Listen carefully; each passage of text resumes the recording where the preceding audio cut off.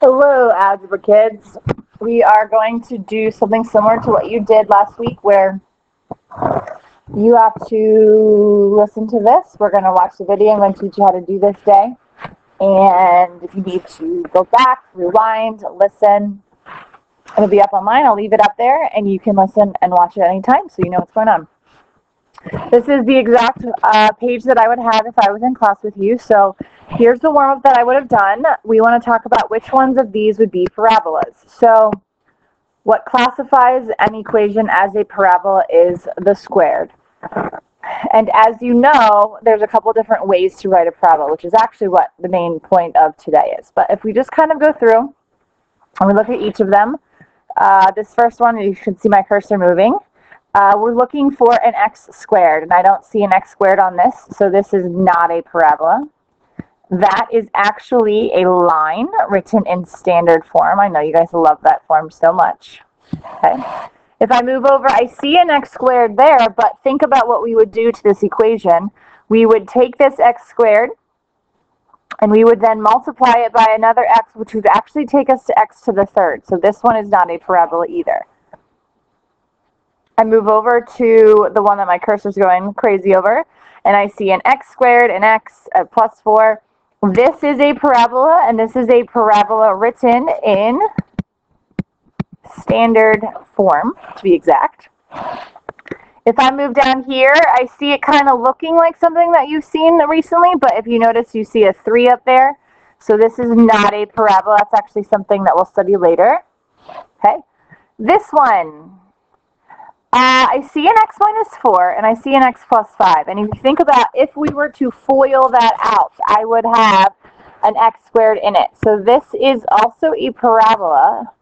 It is actually a factored parabola. We don't do much with factored parabolas, but in case you wanted to know what we kind of would call it, that is a factored parabola. If we were to multiply it through, you would see it in standard form. This next one is y equals 3x minus 7. That is just a line written in slope-intercept form. And this last one, you see the squared there. That is a parabola. That is a parabola written in a vertex form. So that is definitely something that you will see in this unit.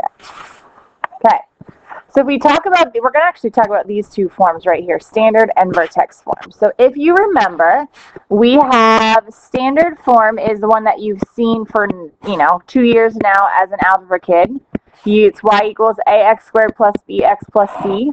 And that's the form that takes you from, lets you use the quadratic formula. And vertex form is the one that you just learned recently. It's a times x minus h squared plus k. And the reason why we call that vertex form is because you can just look at the equation and know what the vertex is. And this form is best to graph in. And remember what we did the last 2 days? We've been graphing just by looking at this form and seeing how it moves left and right and up and down. And this one is best used for the quadratic formula. I kind of already told you that one. So each different form is useful for different reasons. So basically, we're going to spend some time today going back and forth between the two forms, going from standard form to vertex form, and then going from vertex form to standard form. We're going to do this one today. And I will tell you that is the easy method. If I were to compare the two of them, that's the easy method. If I go from standard form over to vertex form, this is the hard method. And that one actually takes us a couple days to learn. And we're going to do that next week because it takes actually about 3 days or so to learn that one. So we're going to go from vertex form to standard form today. We're going to go on this path. That's the whole purpose of today's lesson. So basically, what we are going to do in order to do that is just multiply out the squared.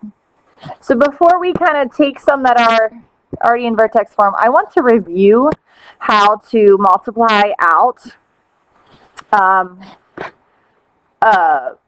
squared binomial like this. And the reason why I want to do that is because a lot of kids make this mistake and just think, oh, I can square the x and square the 4 and get x squared plus 16. And the problem with that is this has two different terms to it. If it had only one term, you can go and square each part, but because it has two different terms, what you really have is x plus 4 times x plus 4. And if you think about our FOIL process in that, you're going to have an O and an I, where if you only do x squared and 16, you have the F and you have the L, and you're missing this middle term right here. So you've got to remember to think about multiplying it out as a square and then having your O, having your I, and here's your L. Now, the thing with this actually kind of makes it a little bit easier is since your number is the same, 4 and 4, when you multiply your O together, you're going to get 4x. And also when you multiply your I together, you're going to get 4x. So you basically get 2 of the same number. So for us to add then 4x plus 4x, you're doubling it. So what you can really do then is just think, okay, I'm going to double this number that I have right here to get my OI term, as I call it. So there is a middle term when you go and multiply these out. So if I want to just go the quick way, yeah, I'm going to realize on this next one that I have x minus 1 times x minus 1. But if I want to kind of go the quick way, I realize I have a first and I have a last. So last is going to be negative 1 times negative 1, which is a positive 1. And if you think about your O and your I, you're doubling because you have 2 of them. You have 2 negative 1 x's, which means you're going to have a negative 2x. And so you have that multiplied out. Okay, that's useful in this process of going from standard form to vertex form, and that's simply because if you look at every standard form, you're going to have that binomial squared. If you look at every example that you have, think about the way it's formatted, you're going to have a binomial squared every single time. So basically, to go from vertex form to standard form, we just kind of have to go and multiply things out first. So that's, if you're good with multiplying polynomials, you'll be good with this today. So if I start with this first one, now I know a couple things about this equation. I know it's moved to the right 4 and up 5. That doesn't really help me in this problem, but in vertex form, that's great. I would be able to graph that a little bit easier. But let's say I need to use the quadratic formula and I need to have it in standard form. I've got to multiply it through to get it to standard form. So I'm first going to take the x minus 4 and I'm going to square it. So I have the first, negative 4 squared is 16. And this inside term is double this number, so it's going to be negative 8x. But then I also have this plus 5 at the end. So if I just add then my 16 and 5, I'm going to get 21. And now I'm officially in ax squared plus bx plus c form, where a is 1. I'm just emphasizing these numbers. Sorry, yeah, a is 1, b is negative 8, and c is 21. And you'll notice when we started, A was 1, we had H was 4, and K was 5. So if you notice, your H and your K and your B and your C are different numbers. That's why we use different letters to represent that, because depending upon the form you are in, they will be different numbers. The A's are still the same because when you multiply out, you're still going to have that A follow through. Okay, so let's try another one. Now, order of operations in math is, if you remember, please excuse my dear Aunt Sally, or Pemdas. And if you notice, the exponent comes before the multiply and before the subtraction. So the first thing that you are going to do is this, it's highlighted, is this highlighted part right here.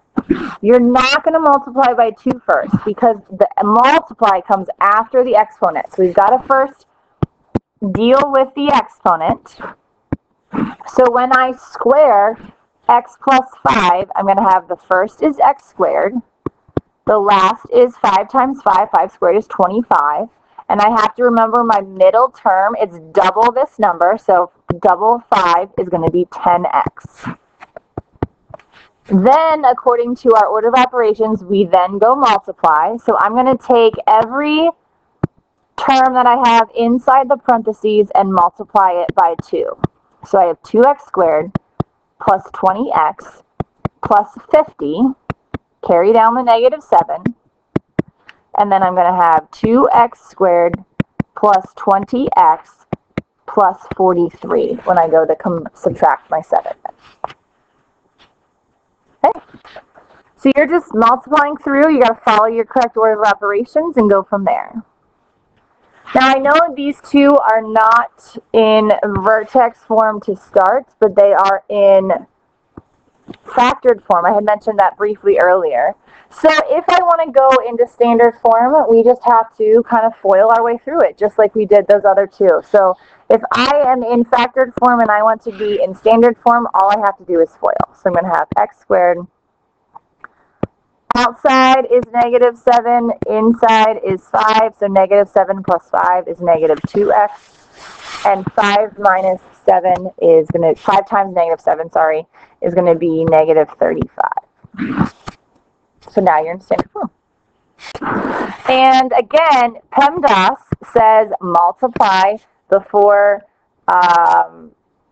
so we're going to take these two things and multiply first, and then, kind of like last one, then take that answer, multiply by 1/2. So I'm going to keep the 1/2 out for a second.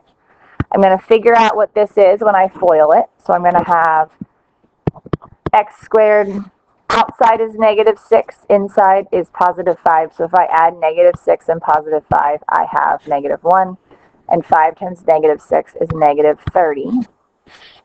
So I'm going to take 1/2 and distribute it through to all the terms in there. So I'm going to have 1/2 x squared minus 1/2 x minus 15, because 30 times 1/2 is 15. Okay, so it's basically, we're just trying to get into standard form today. This is the easy route. You just have to multiply your binomials through. Basically, you're FOILing today. That's the biggest key. The other direction, going from standard to vertex form, is a lot harder. That's going to take us a couple days, and I think we're doing that next week. So what I want you guys to do is just take out your packets, practice on the next worksheet, and there will be a short little quiz for you guys to do on Schoology then to make sure you have what you need. Hope you guys have a good day.